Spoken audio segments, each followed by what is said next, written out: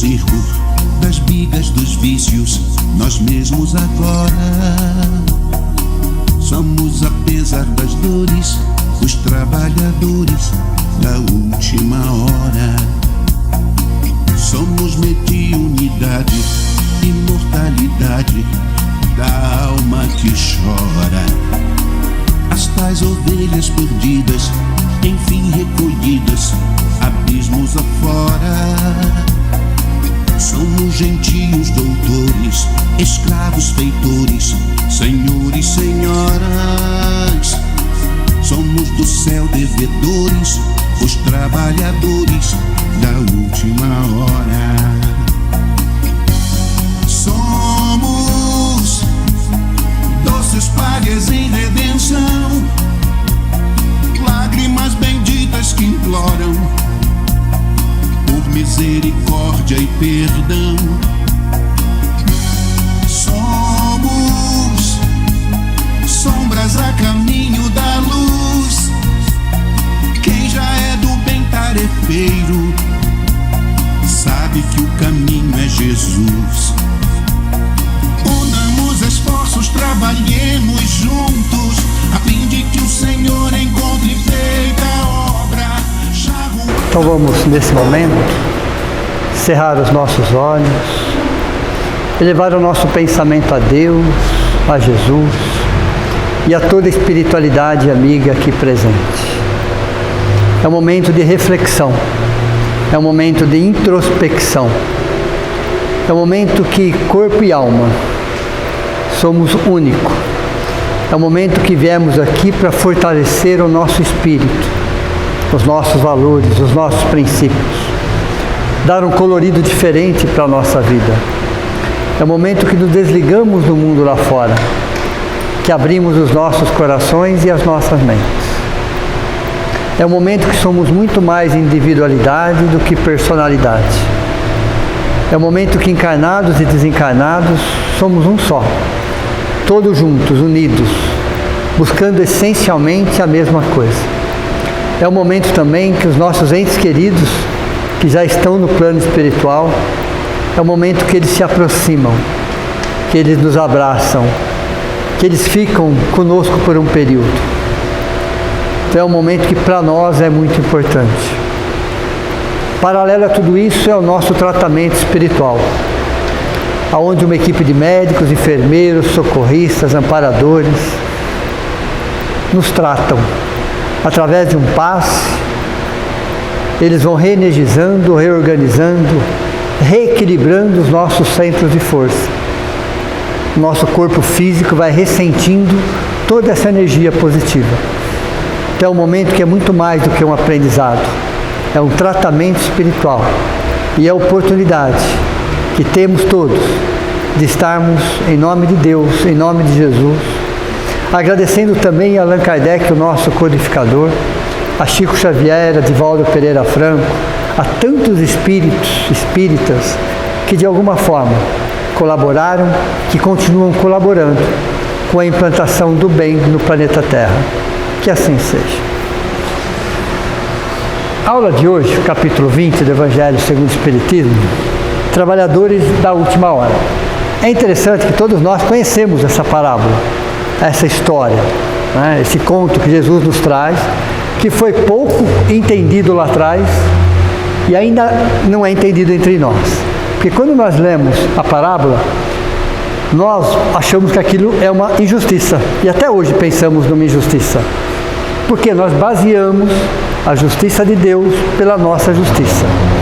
A doutrina espírita, ela amplia um pouquinho mais. Imagine que todos nós temos um cabresto. Você sabe o que é um cabresto? Todos nós temos um cabresto. O que a doutrina espírita faz é isso. Ela coloca 5 graus aqui, 5 graus ali, e a gente consegue enxergar de uma forma um pouquinho mais dilatada.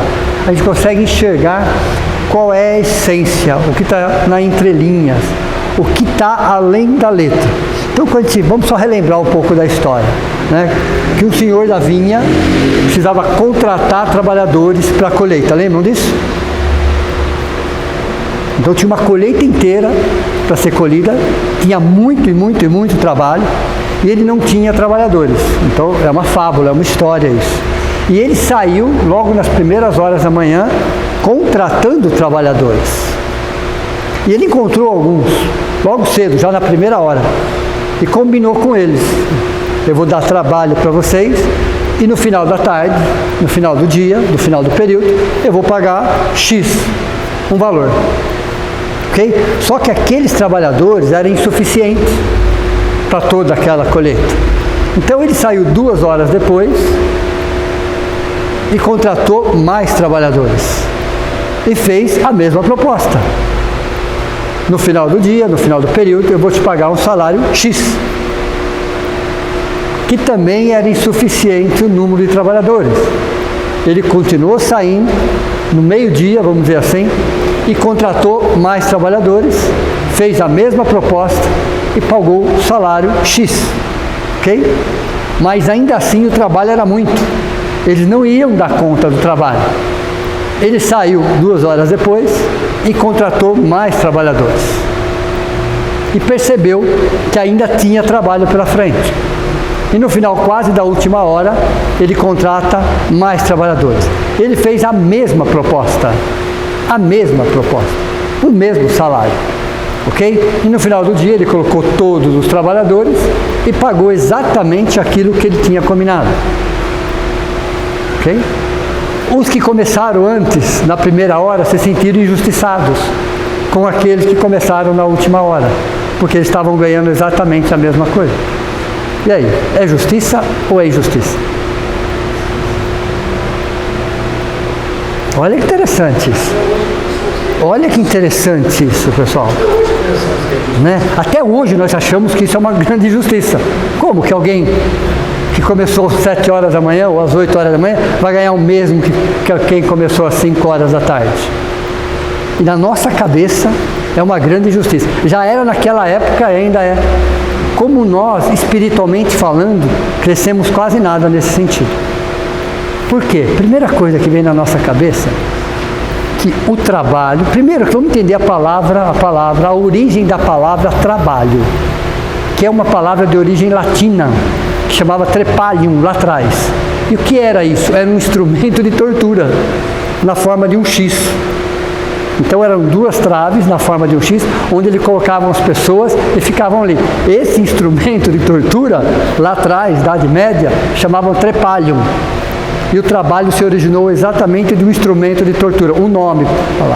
Então nós associamos o trabalho a um sacrifício, a uma dor, a uma humilhação.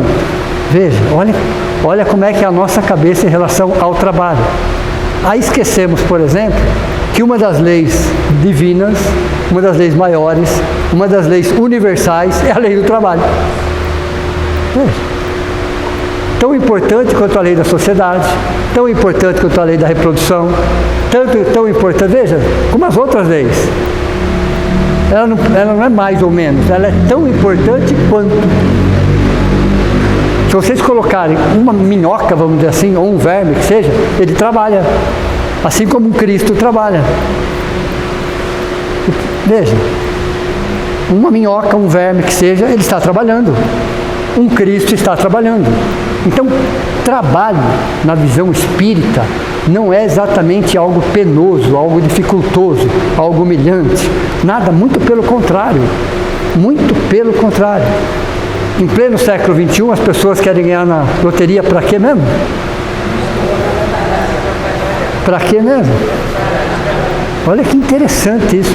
Como a nossa mente está cristalizada, está condicionada a achar que o trabalho é algo penoso, é algo dificultoso, é algo humilhante, é algo que eu poderia estar fazendo coisa melhor. Não era assim? Veja, olha que interessante isso. Mas o espírito que evolui um degrau a mais, ele já ressignifica isso. Ele já percebe, por exemplo, que o trabalho é terapia da vida. Trabalho como terapia da vida. Não importa o que você faz, não importa o que você faz. O importante é que você está sendo útil de alguma forma. Toda utilidade é um trabalho. Então, o trabalho é terapia de vida. Faz com que a gente evolua intelectualmente, faz com que a gente evolua moralmente, porque você vai conviver com pessoas, necessariamente. Então, entre aspas, te obriga a conviver com pessoas, nem sempre fáceis no dia a dia, mas que te ajudam a evoluir moralmente, te ajudam a evoluir intelectualmente, socialmente, materialmente, espiritualmente. Veja, por isso que o trabalho é uma lei universal, porque ela é composta de várias situações que fazem que o espírito evolua. O que aconteceria conosco se ficássemos na ociosidade? Então vamos lá. Primeira causa de obsessão chama-se ódio. Tudo bem? Vocês concordam com isso ou não? Essa é a primeira causa da obsessão. A segunda causa da obsessão no mundo é ociosidade. A segunda porta que nós temos escancarada para sermos obsediados, a segunda porta, a primeira é o ódio. A segunda porta chama-se ociosidade, porque a nossa cabeça fica vazia. Mente vazia, oficina do diabo. Essa frase, é isso que acontece? É isso que acontece. Então, o trabalho é terapia da vida. Na parábola, aqueles que foram contratados na última hora, eles estavam aguardando desde a primeira hora. Deu para vocês entenderem ou não? Eles não estavam ociosos. Eles estavam aguardando a oportunidade do trabalho. Ok? Eles eram trabalhadores braçais, agricultores. Então, enquanto alguém não viesse, vamos voltar no tempo, tá? Alguém não viesse contratá-los, eles não tinham o que fazer, mas eles estavam preparados desde a primeira hora. Porém, o trabalho não tinha chego para eles, por alguma razão. Mas quando chegou na penúltima hora, vamos dizer assim, eles abraçaram, e é o mesmo salário. Quando a gente olha essa parábola com a visão espiritual, ela dá um outro contexto. Nós vamos perceber que aí existe uma grande injustiça, muito além da nossa, que vamos achar que por ele ter começado primeiro ele teria que ganhado mais. Não. Porque a recompensa do trabalho, nesse caso, chama história, ok? É o bem-estar, é a felicidade, é o equilíbrio, é a serenidade, é a paz interior. Veja, esse é o salário. Enquanto aqueles não tivessem sido contratados, eles estavam vivendo numa agonia, numa ansiedade, num vazio, desde as primeiras horas. Então, quando eles foram contratados, eles receberam o mesmo salário. Qual é o salário nesse caso? É o equilíbrio, é a serenidade, é a paz, é a satisfação. Veja, deu para vocês perceberem? Então vamos lá, no nosso caso especificamente. Tudo bem? Então, quando a doutrina espírita fala trabalhadores da primeira hora, planeta Terra é um planeta de provas e expiações ainda. E quanto dura, em tempo cronológico, um planeta de provas e expiações? 7.000 anos, certo? Mais ou menos dentro da nossa contagem do tempo. 4.000 anos antes de Cristo, 3.000 anos depois de Cristo. Tudo bem? Veja, planeta de prova. Não houve um século nesses 7.000 anos, ou nesses 6.000 anos, né? Porque nós estamos no primeiro século do último milênio. Então, não houve, nesses últimos 6.000 anos, nenhum século que não houve um mensageiro, que não houve um anjo, um arcanjo, um missionário, um espírito mais evoluído. Porque o planeta de provas e expiações, ele necessita de orientadores pelo exemplo. Orientadores pelo exemplo. Então, desde o primeiro século, do 4.000 anos antes, já vieram os primeiros espíritos preparados. Eles já não eram mais de provas e expiações. Eles eram no mínimo de regeneração. Não poderia ser muito mais do que isso, porque nós não teríamos compreendido eles. Somente um que veio, que era muito além da conta, que seria o Jesus, seria o Cristo. Os outros eram espíritos de regeneração, um pouco para cima. Então eles vieram na primeira hora. Então quem são eles? Os profetas do Velho Testamento. Todos? Não. Aqueles verdadeiros profetas que introjetaram, que exemplificaram, que se esforçaram, que se dedicaram, que buscaram viver de acordo com aquele momento, com aquela situação, de acordo com aquela compreensão dele. Então, os profetas do Velho Testamento, 4.000 anos antes de Cristo. Moisés é século 13 antes de Cristo. Tudo bem? Então é 1.300 anos antes de Cristo, Moisés. Mas tinham profetas antes de Moisés. Vieram profetas antes. Então, desde o primeiro século, nunca faltou, ok? Mensageiros diretos do Cristo, independente da religião, tá? Independente, o que menos importa é o rótulo religioso, é a cultura. Vieram espíritos mais evoluídos, que eram os trabalhadores da primeira hora. Por que eles eram os trabalhadores da primeira hora? Porque eles estavam preparados. Deu para você entender ou não? Eles já não eram mais de provas e expiações. Eles já eram missionários. Eles tinham coisas para aprimorar? Sim, claro, evidente. Mas comparado, eles eram muito superiores. Então, os trabalhadores da primeira hora são os profetas do Velho Testamento. Antes de Moisés, inclusive. Moisés é um deles. Moisés é só um dos profetas do Velho Testamento. Esse foi os trabalhadores. Então, qual era a vinha? Qual era o plantio? Qual era o terreno? Milhões de espíritos, ou bilhões de espíritos, ok? Que estavam ali necessitados de serem orientados, amparados, acolhidos. Eles eram os trabalhadores da primeira hora. Então, no caso, Cristo contratou eles, porque eles já estavam prontos ali, esperando. Espiritualmente prontos. Os segundos foram os apóstolos do Novo Testamento. E olha que interessante. E alguns do Velho Testamento reencarnam e vêm como apóstolos do Novo Testamento. Qual é o problema? Nenhum, vem melhor ainda. Melhor ainda. Então, os trabalhadores da última hora, da segunda hora, vamos falar assim, são os trabalhadores, os apóstolos do Novo Testamento, que já tinham uma característica um pouco diferente, porque já vinham mais preparados e tinham, inclusive, Cristo.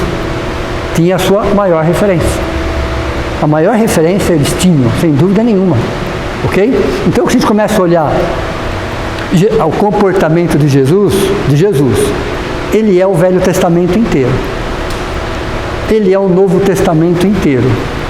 Ele é a corporificação do Evangelho. A própria corporificação do Evangelho, o amor materializado, vamos dizer assim. O amor materializado na forma humana chama-se Jesus. Chama-se Jesus. Então, ele dentro do seu comportamento, você tinha todo o Velho Testamento e todo o Novo Testamento. Tudo nele, de alguma forma, resplandecia, irradiava amor. Um amor cego? Não. Uma fé cega? Não. Muito pelo contrário. Tudo de forma racional, tudo de forma fraternal, tudo de forma solidária, às vezes de forma enérgica, nem agressiva nem violenta. Enérgica, é diferente isso, tudo bem? Naquele espírito não cabia nenhum tipo de agressividade nem violência, cabia energia. Então, às vezes, ele era enérgico, ele era duro nas palavras, mas mesmo quando ele era duro nas palavras, ele estava orientando, ele estava amparando, ele estava educando. Então, os trabalhadores da segunda hora, vamos dizer assim, são os trabalhadores do novo. E nós estávamos lá, tá? Tanto na primeira hora quanto na segunda hora. Vocês podem ter certeza que nós estávamos. Por que nós não fomos contratados, então?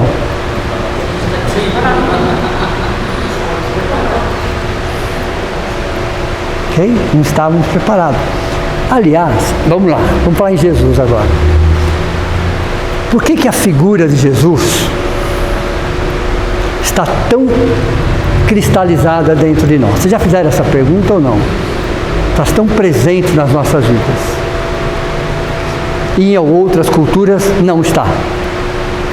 Algumas culturas nem conhecem, já ouviram falar, outras culturas o veem como mais um profeta, ok?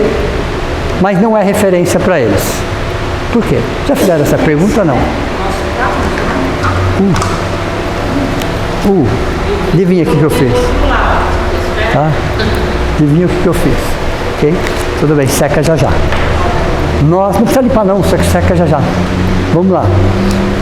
Nós estávamos lá, literalmente falando. Ou estávamos na condição de encarnados, ou estávamos na condição de desencarnados. Mas nós estávamos lá. Vamos supor que nós estávamos lá na condição de encarnados. Essa possibilidade é grande. Tudo bem? Tudo bem? E aí eu vou dividir o grupo de encarnados que estava ali com Jesus, tudo bem? Em três grupos. Primeiro grupo eram os seguidores. Eram aqueles que já perceberam a mensagem, já sentiram a mensagem e de alguma forma já se afinizaram com a mensagem e começaram. Então eram os seguidores que estavam aguardando, ok? E perceberam que ali realmente existia algo que eles estavam buscando. O segundo grupo eram os contraditores, os escribas, que estavam lá brigando, não pode isso, não pode aquilo, você faz isso, tem que ser assim, tem que ser daquele jeito. Tinham os contraditores, não queriam ir ponto, não aceitavam ir ponto, e brigavam o tempo todo. E iam atrás dos escribas, dos fariseus, dos doutores da lei, para que eles pudessem interferir naquela situação, ok? Eram os contraditores. Espíritos extremamente apegados aos seus interesses, extremamente apegados à letra, principalmente o Velho Testamento, e que vem o Messias que não tinha nada daquilo que eles imaginavam. Eles aguardavam o quê? Um guerreiro. Eles aguardavam alguém que viesse para matar, para destruir, para colocar, e Jesus veio completamente fora desse contexto. Então você tinha os seguidores, ok? Os iniciantes, os simpatizantes, em níveis diferentes, claro, evidente, mas todos eles de alguma forma já perceberam naquela época que ele era, na verdade, o Messias. Vocês tinham também os contraditores, que não queriam, em hipótese alguma, por interesses sociais, por interesses econômicos, por interesses políticos, por interesses religiosos, não interessa, não queria ir pronto. Ok? E tinham os indiferentes. É o terceiro grupo. O que são os indiferentes, pessoal? Nem sim, nem não. Tá tudo bem, eu vou levar minha vida do jeito que eu levo. Ok? Isso não é comigo. Tem gente assim ainda no pleno século XXI ou não?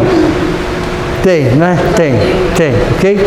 Os indiferentes eram aqueles que nem eram seguidores, nem eram os contraditores, não se importavam com aquilo, continuavam levando a sua vida da forma que achava que tinha que levar, ok?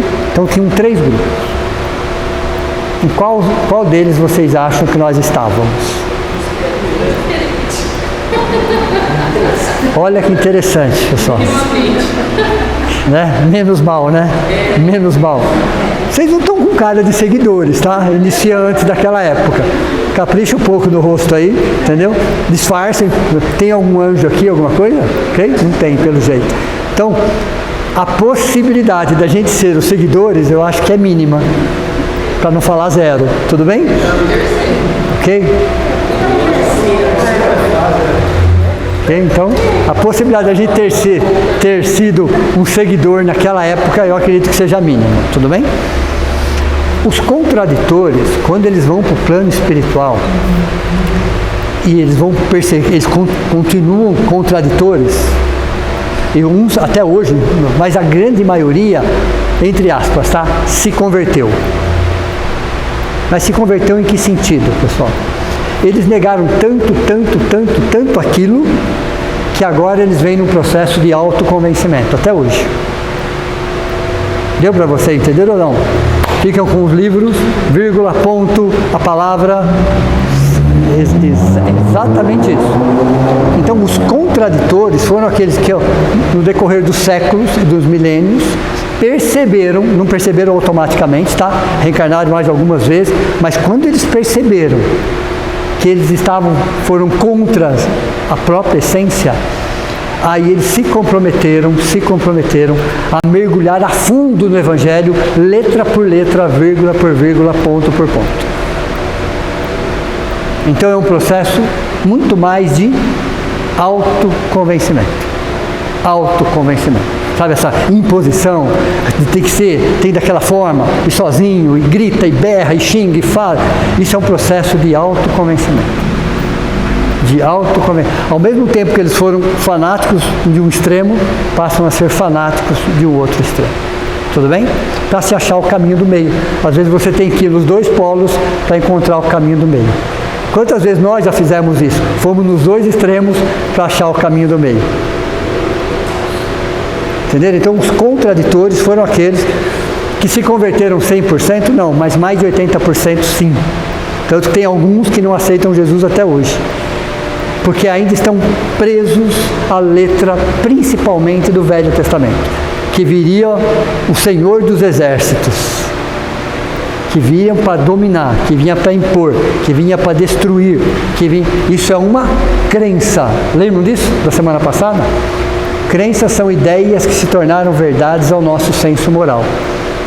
À medida que você vai evoluindo, as suas crenças vão se desmanchando, e ao mesmo tempo que a sua fé vai se fortalecendo. Os indiferentes, aparentemente, somos nós, ok? Menos mal. Tudo bem? Menos mal, ok? Então os indiferentes continuaram levando a sua vida, sem se preocupar muito com aquilo. Chega um ponto da sua existência que eles se despertam para aquilo. Então os trabalhadores da segunda hora são os apóstolos, que não são o nosso caso, mas entenderam por que a figura do Cristo está impregnada em nós, desde aquela época, porque nós estávamos lá, nós participamos daquilo, nós vimos aquilo acontecer na nossa frente. Então aquilo ficou registrado no nosso inconsciente, o inconsciente individual e o inconsciente coletivo. Isso ficou impregnado, cristalizado dentro de nós. Por isso que a figura de Jesus nos marca até hoje. E por que algumas filosofias não têm? Porque eles não estavam lá. O fato deles não estarem lá não quer dizer que eles não estavam sendo orientados, amparados e instruídos por espíritos evoluídos também, mas com outras referências. Pense que você tem o Cristo, ok? Abaixo do Cristo você tem uma camada espiritual, a primeira lá em cima, chamada diretrizes do planeta, tudo bem? São 7 camadas, lembra da primeira? Chamada você tem diretrizes do planeta, você tem artes em geral, tudo bem? Você tem, amor fraterno, artes em geral, essa a gente conhece bem. Umbral, ok? A crosta, a subcrosta e o abismo, tudo bem? Então, eu sempre começo de baixo para cima, né? A gente conhece essa sequência. Né? Viu? Você mudou a sequência, vocês não sabem mais nada. Eu só mudei a sequência, ok? É que nesse caso, especificamente, eu tinha que começar de cima para baixo, vocês concordam ou não? Necessariamente. Então, eu tenho o Cristo e a primeira camada chamada diretrizes do planeta. Diretrizes do planeta são espíritos que, assessores diretos de Jesus, ou ministros diretos, reencarnam em vários pontos do planeta Terra para levar a mesma mensagem, de forma diferente. Buda é um deles. Siddhartha Gautama é um deles. Sócrates na filosofia. Então existem espíritos, assessores diretos de Jesus, que respeitando a cultura daquele povo, ok? Fala exatamente a mesma coisa de um jeito diferente. Só isso, respeitando a cultura e a tradição daquele povo.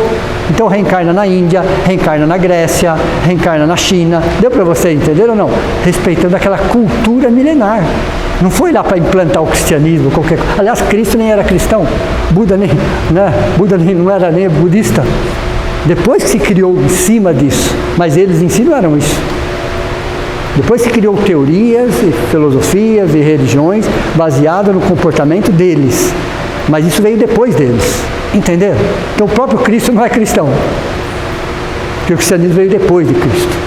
Então são assessores diretos. Então para esses povos, o Cristo encarnado não tem referência. Deu para você entender ou não? Porque eles não estavam lá, eles não viveram aquilo. Eles viveram um outro momento nas mesmas lições essenciais. É como Cristo falasse assim: vá e leve o amor. Entenderam? Exemplifique o amor. Essa era a regra. Foi isso que o Cristo falou para esses espíritos. Só isso. A forma, pessoal, o jeito, a cultura, a tradição, respeite a cultura e a tradição de cada povo, mas leve e o amor. Exemplifiquem o amor. Por isso que muitos não têm Cristo como referência, mas tem o Buda, tem isso, tem aquele outro, porque são prepostos diretos de Jesus. Entenderam? Ouvindo a mesma coisa de forma diferente. De forma diferente.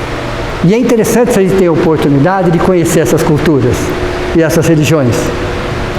E o bom da doutrina espírita é isso, né? Ela fala, vai, conhece, confraterniza, entende o que acontece, amplie os seus conhecimentos, deixa. Porque é uma doutrina que não tem medo da concorrência, vamos dizer assim. Porque não é concorrência, muito pelo contrário. São só caminhos diferentes para se chegar no mesmo lugar. Só isso. E cada qual adequado ao seu jeito de ser. Partindo do cristianismo, tá? Hoje existem mais de 1.500 vertentes no mundo. Só partindo da mesma raiz. Imagine as outras. Algum problema nisso? Nenhum problema nisso. Muito pelo contrário. Aí eu vou lembrar de uma palavrinha que vocês vão explicar para mim agora, o significado dela. Universo.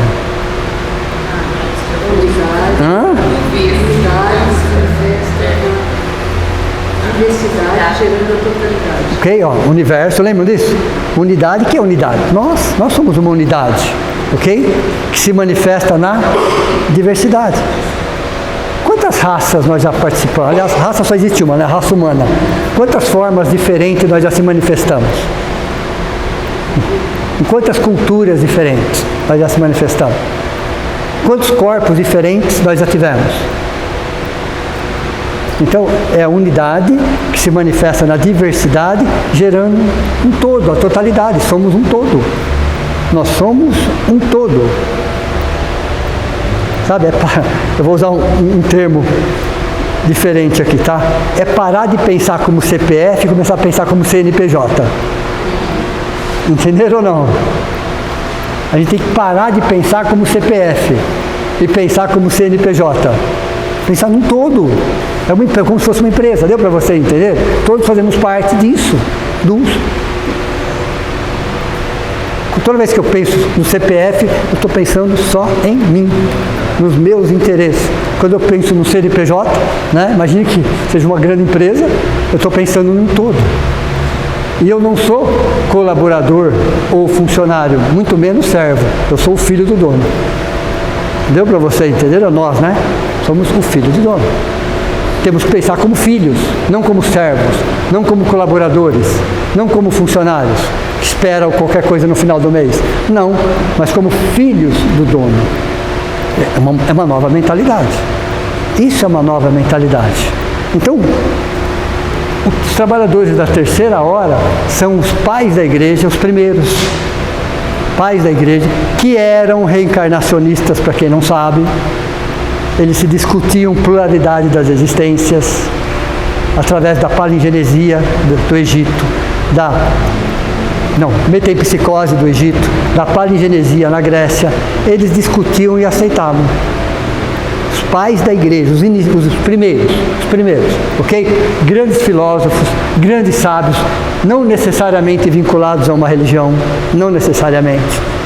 Mas os trabalhadores da terceira hora são os grandes sábios, os grandes filósofos, os pais da igreja. E por que eles vieram na terceira hora? Que era o momento deles. Era o momento, de nada adiantaria eles virem na primeira hora. De nada adiantaria eles viriam na segunda. Eles teriam que vir na terceira hora. E agora, são os trabalhadores da última hora. São os trabalhadores da última hora, que vão receber o mesmo salário dos primeiros, do segundo, dos terceiros e dos quartos. Quem são os trabalhadores da última hora? Ok? Todos aqueles que entenderam e introjetaram o conhecimento. Entenderam aqui e introjetaram aqui. O conhecimento. Não importa o rótulo. Mas são todos aqueles que, do seu jeito, da sua forma, de acordo com a sua religião, de acordo com a sua cultura, estão buscando praticar o bem. O bem que não tem rótulo. O bem que cabe em qualquer lugar. O bem que respeita todas as diferenças. O bem que vê irmão em todas as partes. Um bem que não julga, não condena, mas procura fazer sempre o seu melhor. Então, os trabalhadores da última hora são todos aqueles que agora, estou falando de agora, estou falando de nós, tá? Século XIX, século XX, século XXI, que precisamos de toda essa estrutura desses trabalhadores, precisamos da estrutura, de todo o aprendizado, de todas as suas histórias, para que nós pudéssemos entender exatamente a mensagem, introjetar essa mensagem com o auxílio da filosofia, da ciência e da religião. Entenderam? Então não cabia aqui filosofia e ciência. Não cabia aqui filosofia e ciência. O mundo não estava preparado. Ok? Eram poucos aqueles que discutiam sobre aquele assunto. Então nós, os trabalhadores da última hora, que vamos receber o mesmo salário, olha, interessante, e que esses aqui não acham ruim, tá? Muito pelo contrário, eles se alegram, só que eles já estão bem desde essa época. Eles já encontraram a paz, a serenidade, o equilíbrio, o conhecimento desde aquela época. Eles já vivem dessa forma. E é interessante que quanto mais a gente evolui espiritualmente, mais a gente trabalha. Olha, interessante, ok? Quanto mais a gente evolui, quer dizer, espírito, numa condição mais elevada, num dia nosso de 24 horas, se eles descansarem 1 hora é muito. 7 dias por semana. Se eles descansam num dia de 24 horas, estou falando, ok? É muito. As outras 23 horas é trabalhando. Porque já entenderam que o trabalho é terapia de vida. Trabalho é terapia de vida. Uma vez eu contei uma história aqui para vocês sobre o trabalho, né? De um espírito que veio até nós, em função de uma situação bastante delicada, bastante difícil, né? Que eu não sabia exatamente como agir naquela condição. E um espírito veio, já contei essa história para vocês, e quando ele veio todo mundo percebeu, porque quando eles vêm, eles fazem, entre aspas, tá? Eles fazem um estrago, porque a vibração deles mexe com o cardíaco, mexe com as nossas emoções, só a presença deles. Só a proximidade deles já faz um estrago nesse sentido, tudo bem? Entre aspas aí o estrago, porque você sente a vibração de amor. E a palavra que ele disse, a frase que ele disse falou assim: filho, quando nós somos convidados a trabalhar, a palavra trabalho, tá? As nossas feridas só param de sangrar. Quer dizer, enquanto eu estou trabalhando, a minha ferida para de sangrar. Olha o conceito que ele tem. Eu estou, ok? Falando de espírito 2, 3 degraus acima. Olha o que ele trouxe quando eu fui agradecer a presença dele ali.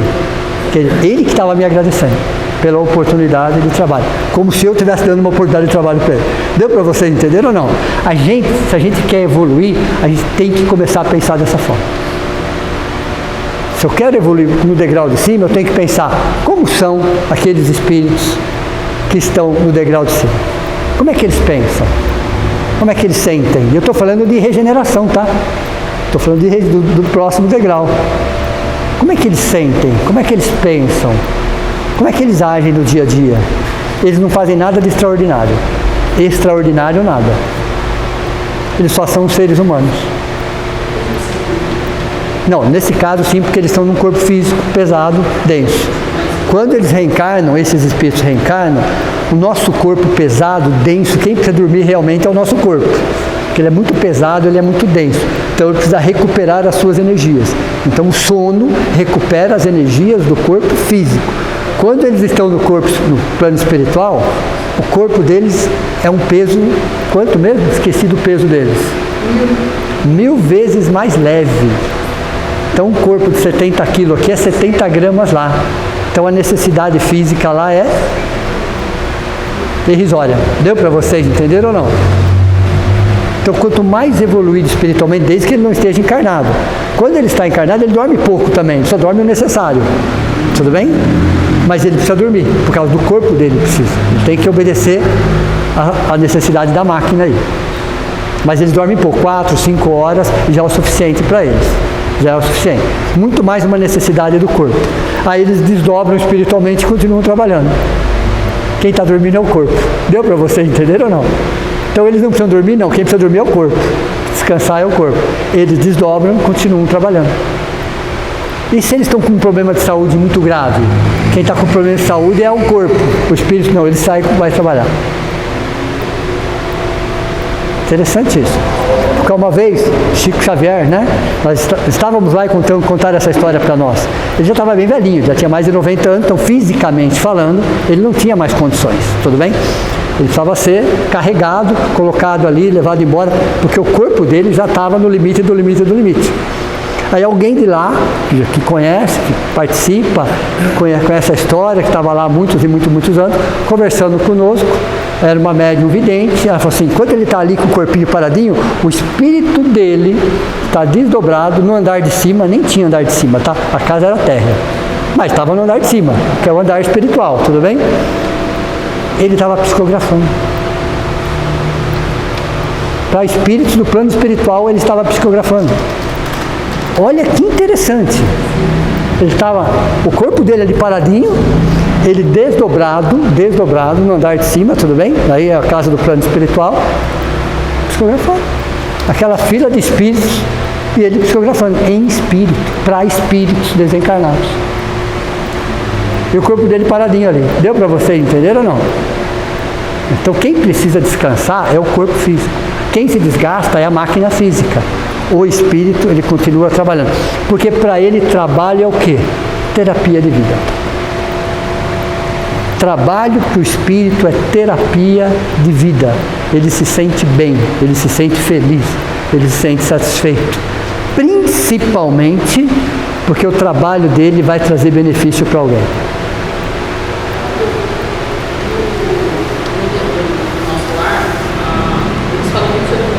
Sim. Só que eles falam também de uma pontuação. Bônus horas. E bônus horas. Isso não faz com que a gente relembre um pouquinho dessas institutos que a gente tem de eu preciso trabalhar para ganhar ponto para falar com a minha família, ou para isso, ou para aquilo? Olha que interessante a pergunta dela, é uma pergunta inteligentíssima, tá?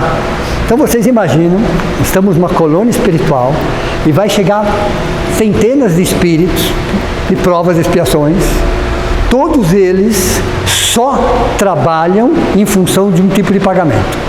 Isso está cristalizado neles. Eles estão condicionados a trabalhar dessa forma. Tudo bem? Estão condicionados por milênios. Por milênios. Então se criou essa estrutura em nosso lar porque eles estavam atendendo espíritos condicionados por séculos e milênios a receber alguma coisa frente a um trabalho. Como que você muda essa mentalidade? Não muda. Deu para você entender? De uma hora para outra, não. Então eles criaram a história de bônus horas justamente para atender muito mais uma necessidade de quem estava chegando e não sabia trabalhar de outra forma, para que eles entendam também que tudo é uma questão de conquista conquista, não é, esqueçam a palavra merecimento. Não existe isso, nós inventamos essa palavra. Não existe, existem conquista. Então, se eles quisessem alguma coisa a mais, eles teriam que produzir alguma coisa a mais em benefício de todos. De todos ali, ok? Então, a criação do bônus horas foi uma necessidade nossa, que nós não teríamos estrutura psicológica, emocional, espiritual para trabalhar, entre aspas, de graça. Pode falar. Eu li os livros e depois trago as dúvidas. A Laura também comenta eu não sei se eu entendi errado, tá? Sim. Mas ela fala muito que o marido dela estava desencarnado, que ela estava lá e que ela ia voltar. Isso, ele já estava reencarnado, já tinha 6 anos. Isso. E ela fala muito, assim, explica para o André que pareceu para mim que ela fala, que ela explica muito que a mulher tem que trabalhar em casa, que ela tem que ser a dona de casa, dona do lar. Não sei se eu entendi errado. Vamos pensar que isso é uma década de 60. Isso. Né? Então, na década de 60 até a década de 70, a linha de pensamento era essa, Então, tem a da ver cultura, com sempre com o momento. Sempre com o momento, né? Então, uma vez eu falei para vocês assim, quando vocês olharem um texto antigo, texto e contexto. Então, você pega a década de 60, qual que era a cultura da mulher na década de 60? Qual que era a cultura 50, 60 e 70, nessas 30 anos? Onde estavam 95% das mulheres nessa época? Trabalhando em casa. Então, não teria como fazer. Que regime... Talvez essa vocês não vão saber responder, mas vai cair na prova, tá? Que regime que vocês acham que estrutura uma colônia espiritual? Nosso lar, por exemplo. É o capitalismo? É o socialismo? Que tipo de regime que vocês acham que é vigente lá?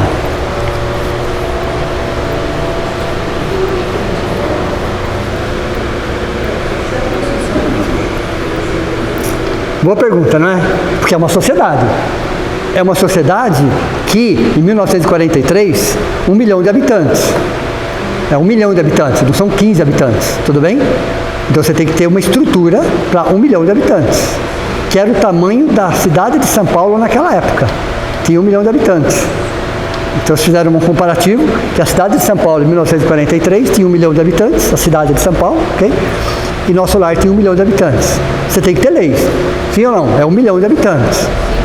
Sendo que 95% desses habitantes são de provas e expiações. 95%. Tem que ter leis. É capitalismo ou é socialismo?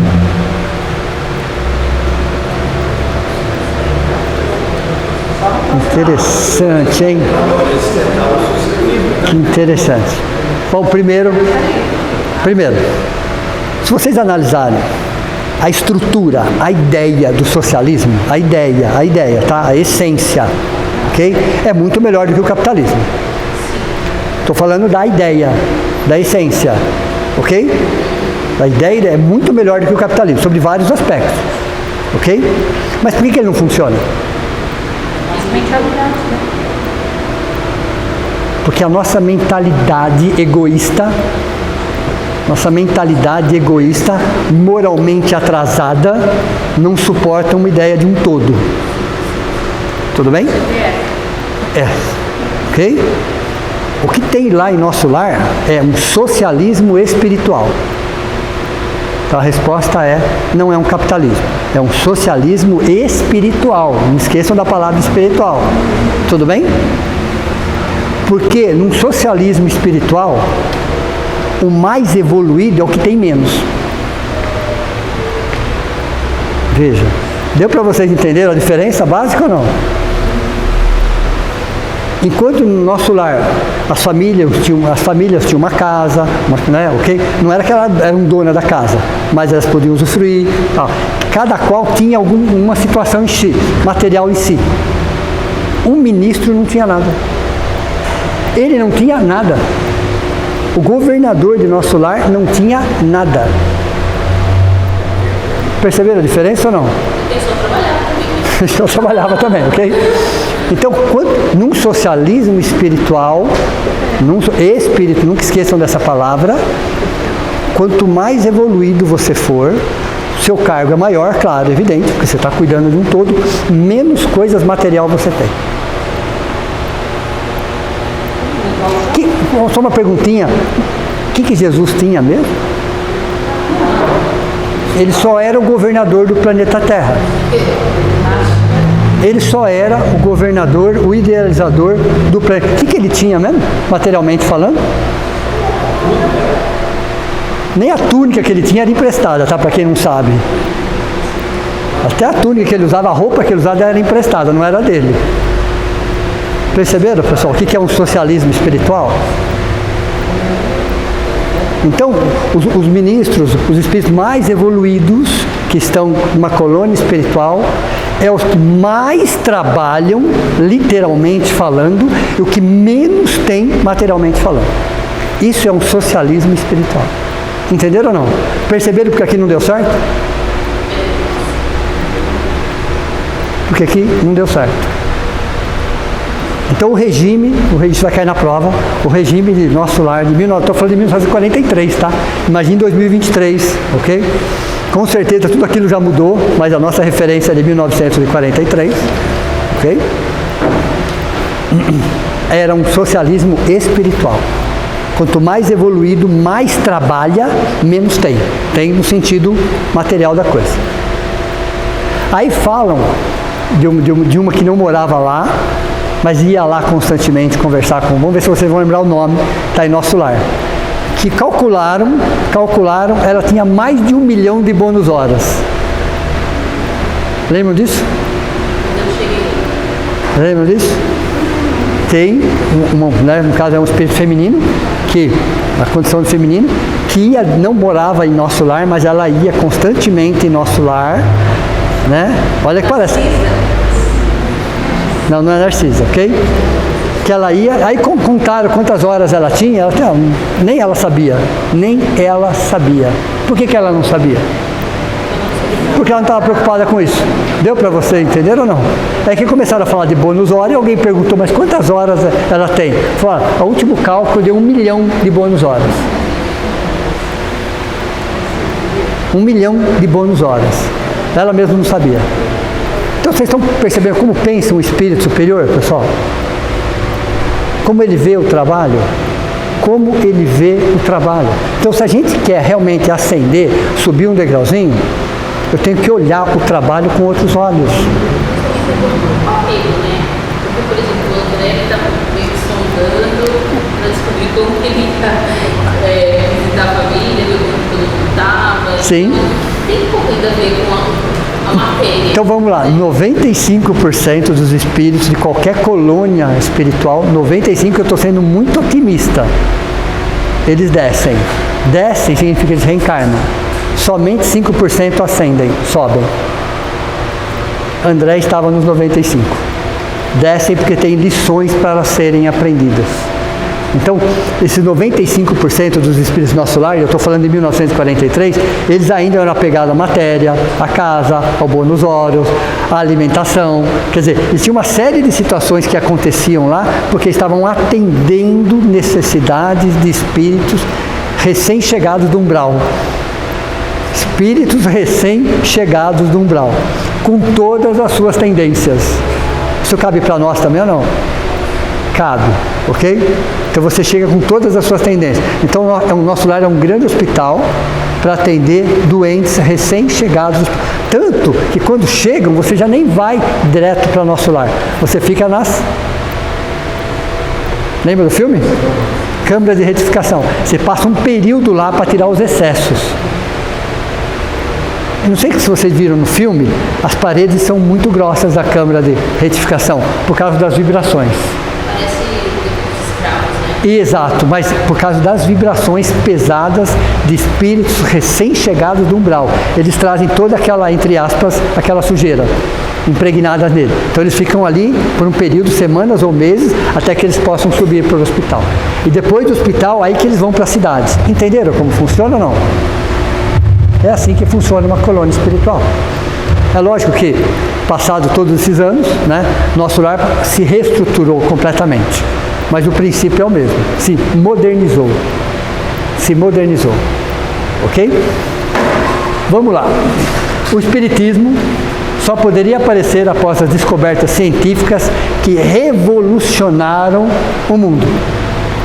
Então, por que o Espiritismo só aparece no século XIX? Por que na França? Porque existe um porquê e uma razão. Primeiro, era necessário todo um processo de evolução filosófica, científica, em um país, naquela época, França, Cidade-Luz, que era um país mais desenvolvido intelectualmente. Ali estava concentrado, a maioria pelo menos, filósofos e cientistas. Estavam todos ali.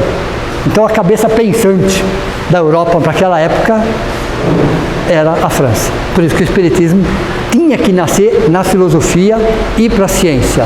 O terceiro aspecto não deu. Eles não tinham estrutura para isso. A questão religiosa até hoje não tem. Até hoje não tem. Então era necessário transportar a árvore, vamos dizer assim, para um outro país que poderia absorver melhor o terceiro aspecto, que no caso foi o Brasil. Entendeu? Ok? Então veja, aí o Espiritismo, no século XIX, né, agora eu vou falar um pouquinho de nós, ele nasce no século XIX e muitos espíritos que reencarnaram por amor à causa espírita, a filosofia espírita, a ciência espírita. Então muitos espíritos, Leon Denis, Camille Flammarion, Allan Kardec, então você tem uma sequência de 10, 15 espíritos que a gente conhece, que reencarnaram, a maioria na França também, ok? Por amor à causa, eles já vieram preparados para isso, e ficaram com todo um suporte por trás deles, de espíritos. Então o século XIX é considerado o amor à causa, a causa espírita. Quando a causa espírita estava implantada, só que éramos nós, aí, século XX, ainda apegado à matéria, ainda apegado às posições sociais, ainda apegado, quer dizer, nós não estávamos preparados ainda para receber. Então, amamos a causa, mas amamos a casa, que é importante, mas colocamos a casa acima da causa. Fizemos isso, pessoal, fizemos, ok? Então, dirigentes, presidentes, impunham o seu jeito, a sua forma, tem que ser desse jeito, tem que ser daquela forma. Aqueles que não pensava parecido eram convidados a se retirar. Isso aconteceu. Isso aconteceu, pessoal. Então, houve muita briga entre federações, entre uses, porque os espíritos estavam muito mais preocupados com a casa do que com a causa. Entenderam ou não? Característica de um planeta de provas e expiações. Nós somos espíritos de provas. Esses espíritos já não eram de provas e expiações, os primeiros, mas nós, os segundos, somos. Aí nós deturbamos um pouco e o amor à causa ficou em segundo plano e o amor à casa ficou em primeiro plano. É lógico que a casa precisa ser cuidada, amparada, amada e respeitada, é evidente, mas ela não pode estar acima da causa. Então houve muitas situações no século XX, verdadeiro, tanto que Bezerra de Menezes, quando reencarna, uma das suas propostas era unificação, era unificar. Porque estava para lá, para cá, cada um pegava e tentava interpretar do seu jeito, da sua forma. Bezerra de Menezes reencarna com uma proposta de unificar tudo isso. E ele fez, e ele conseguiu. É um outro espírito também muito evoluído que reencarna. O século XXI, que é o nosso século, olha, interessante. A proposta, porque nós já estamos preparados para isso. Dentro da doutrina espírita é a causa do amor. Entenderam ou não? Amamos a causa, evidente. Amamos a casa, sem dúvida. Mas a gente percebe que o amor é o mais importante de todos. O amor é o mais importante de todos. Que era a proposta de Jesus lá atrás, sem dúvida nenhuma. Mas é necessário que a gente venha calgando degraus. O espírito tem dois momentos. Primeiro momento, quando ele entra para o espiritismo. Tudo é novidade, não é isso? Tudo é novidade. filosofia, ciência, geram um vislumbre. É normal isso? É normal, é natural, é saudável, sim, sem dúvida, questionável, mas isso tem prazo de validade. Precisa ter prazo de validade, tudo bem? Tem prazo de validade, porque você tem que ir para o segundo momento. O primeiro momento é importante. Então o espírita tem 2 momentos. O primeiro é quando ele entra na doutrina espírita, e o segundo momento é quando a doutrina espírita entra nele. Aí dói, aí machuca. Aí você fala, nossa, o espiritismo não é para quem quer, é para quem aguenta. Eu não estou brincando, pessoal, eu não estou brincando. Porque a primeira coisa que ele fala para você é aquilo lá que está escrito aqui, ó. Antes era só RI. Antes era tão mais simples, né? Não era nem um pouco simples, né? Era reforma íntima. Reforma íntima. Agora ficou um pouquinho mais complicado. Ficou muito mais complicado agora. Porque é reforma íntima. Parecia algo fora.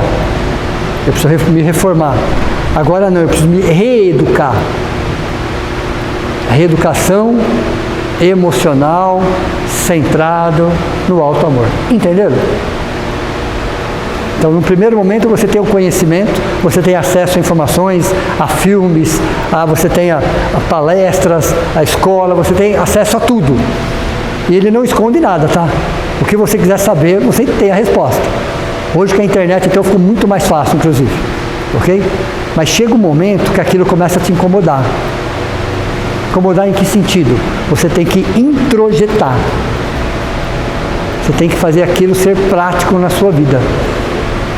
O que é esse conhecimento? O que essas informações agregam em mim para que eu possa ser um ser humano melhor? Sem culpa, sem desculpa, ok? Sem terceirização, sem justificação, nada.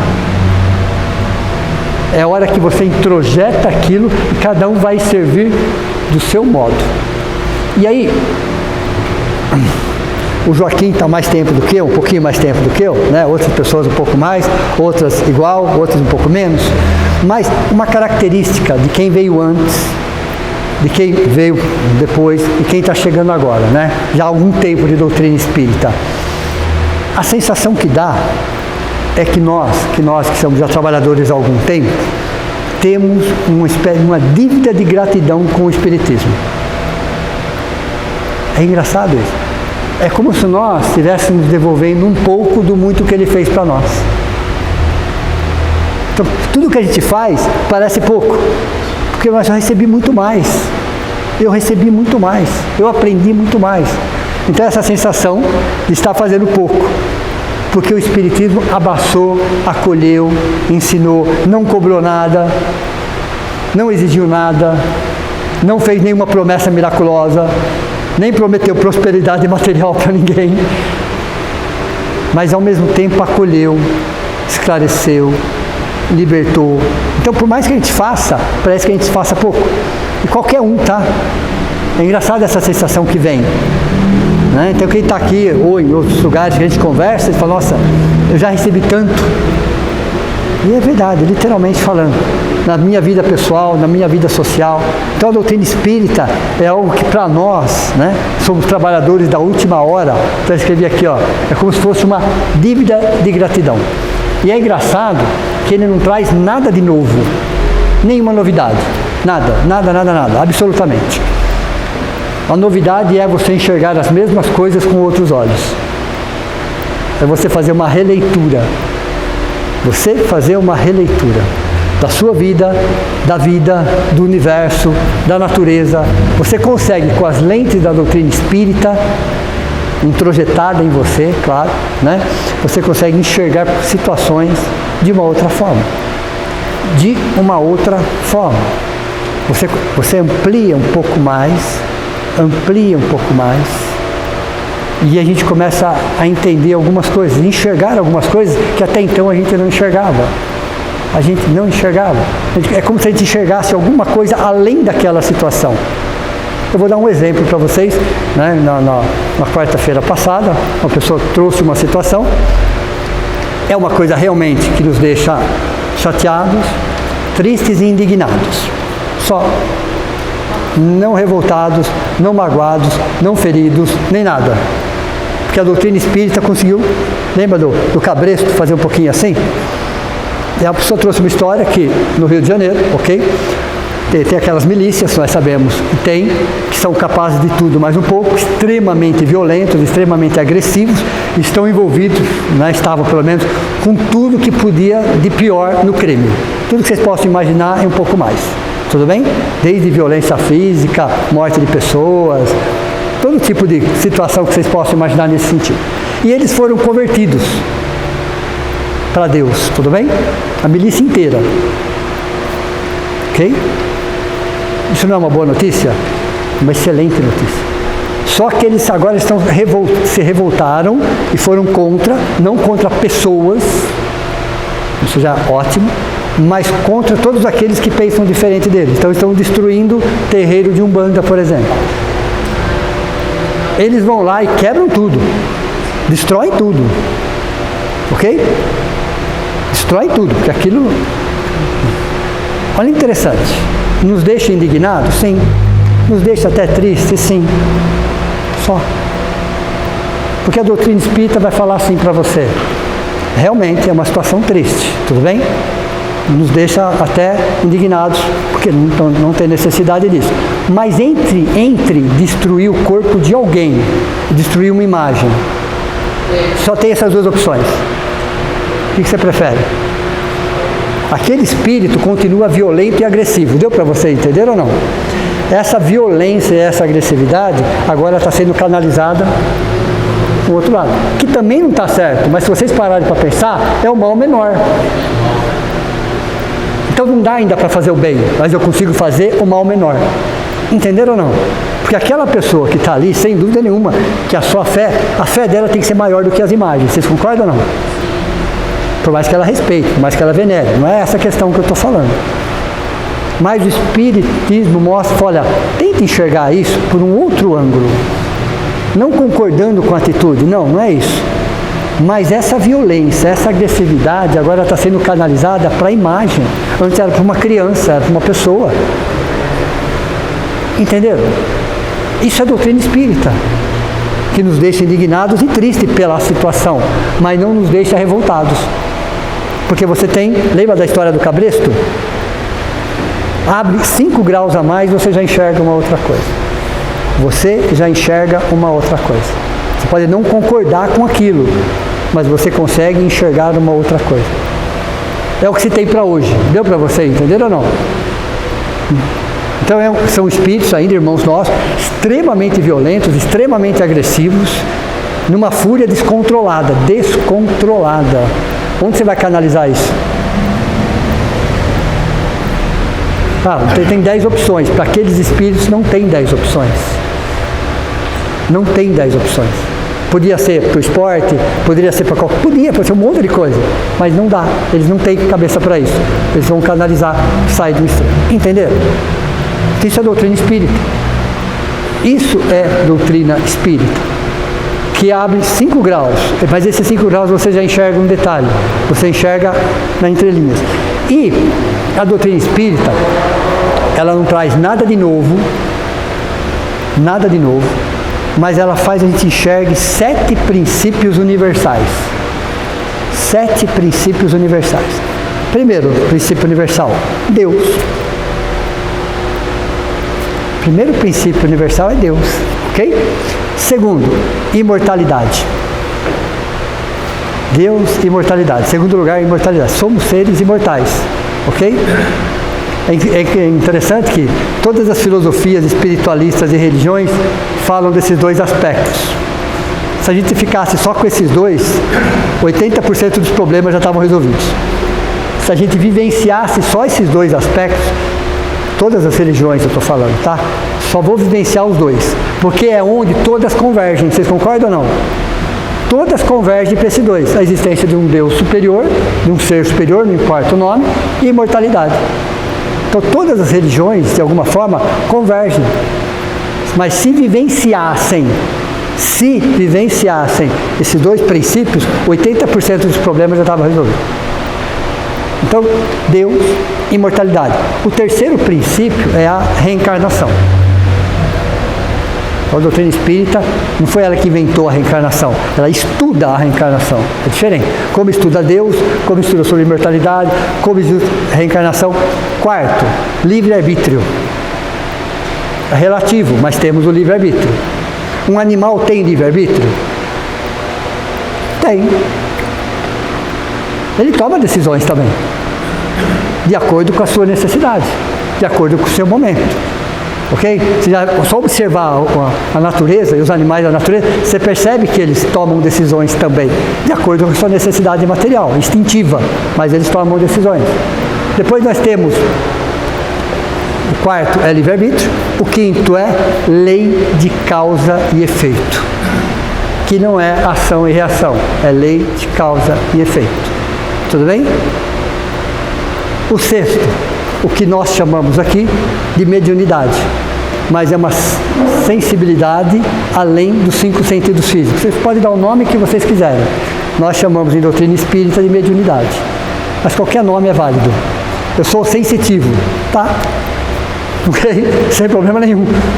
Você está percebendo a existência, as energias fora dos seus 5 sentidos físicos. Nós chamamos de mediunidade. Ok? Esse é o sexto. E o sétimo, a pluralidade dos mundos habitados. Os mundos são habitados. Ok? E os espíritos, no nosso momento evolutivo, a forma é mais ou menos a humana, de acordo com o planeta, de acordo com o sistema. Ok? O que é a forma mais ou menos humana? Um tronco, 2 pernas, 2 braços e uma cabeça. Agora a configuração disso, pessoal, como isso está distribuído, de acordo com o planeta, com o sistema, com a galáxia, do jeito que eles quiserem. Pouco importa. Se nós achamos que eles são feios, eles podem olhar para a gente e falar a mesma coisa.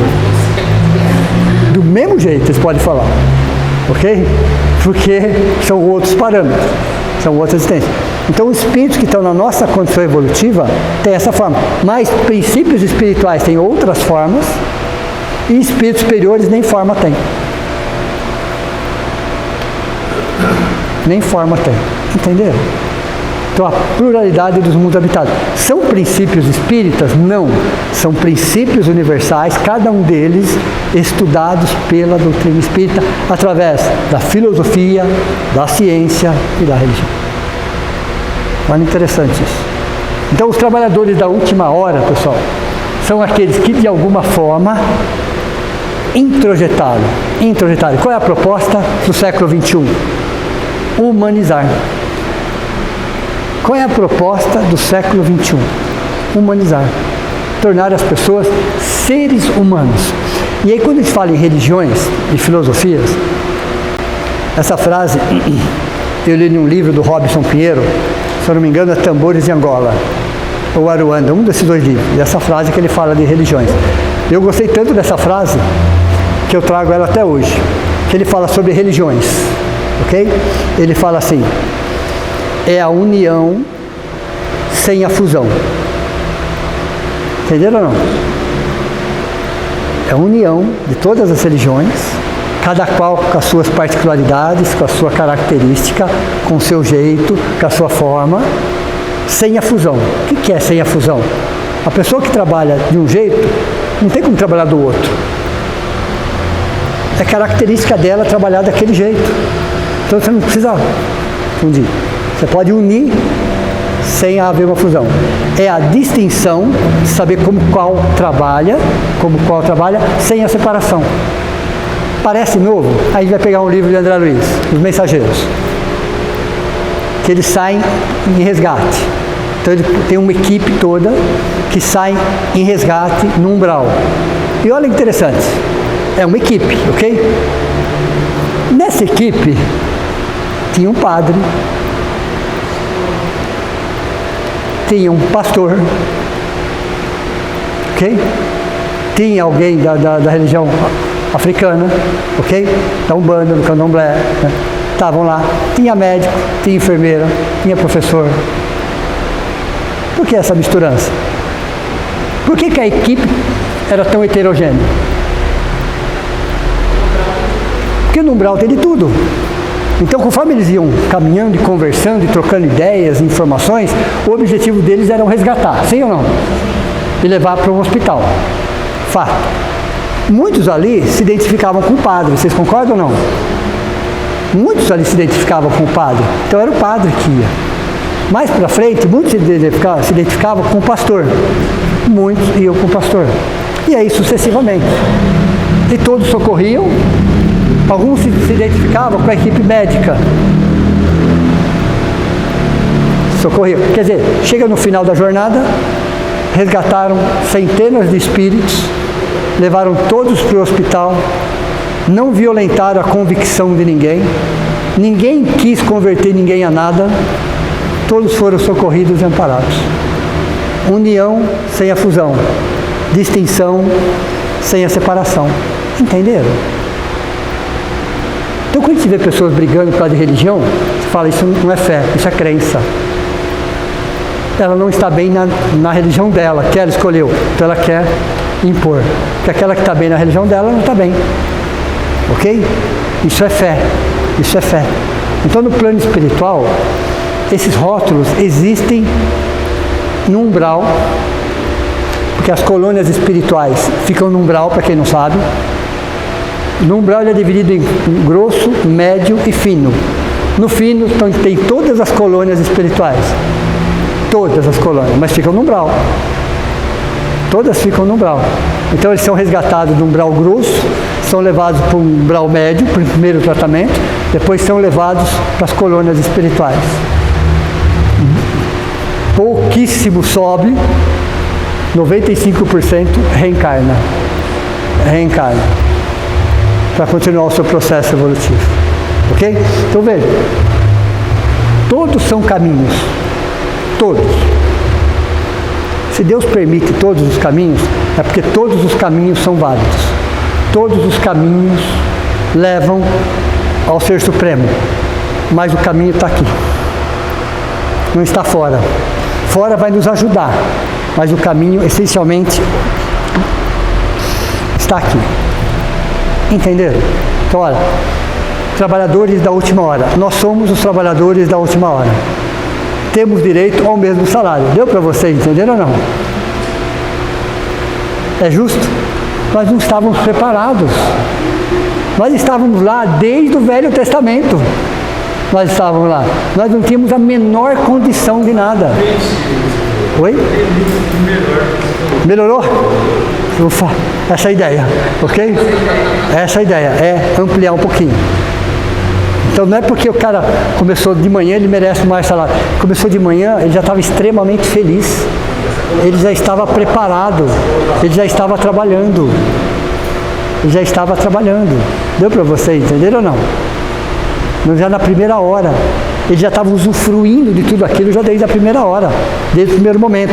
Pensem que essa colheita que ele está falando aí é o conhecimento, é a sabedoria, é a oportunidade. Já na primeira hora eles já estavam colhendo isso. Os outros estavam guardando o seu momento. Mas é a colheita. No momento que eles colocaram a mão na vinha, é a mesma colheita de sabedoria, de amor, de equilíbrio, de paz. Esse é o salário. Esse é o salário.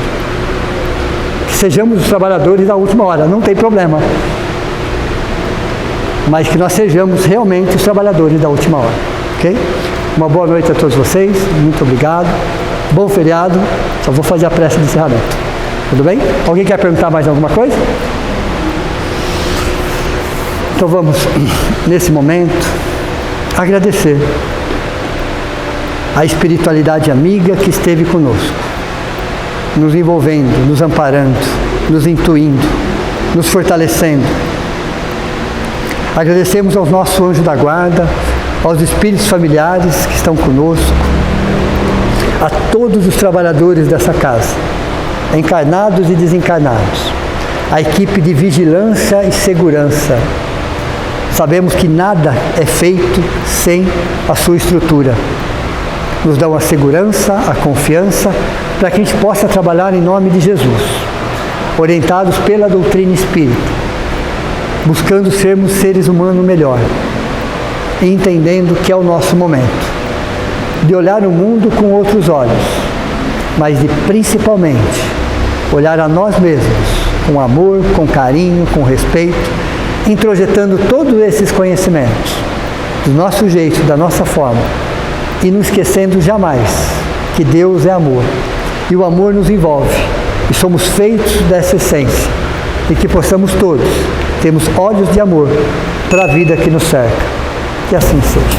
Unamos esforços, trabalhemos juntos, a fim de que o Senhor encontre feita a obra. Já a rua tá pronta, a terra tá fecunda, últimos serão primeiros, mãos à obra. Unamos esforços, trabalhemos juntos, a fim de que o Senhor encontre feita a obra.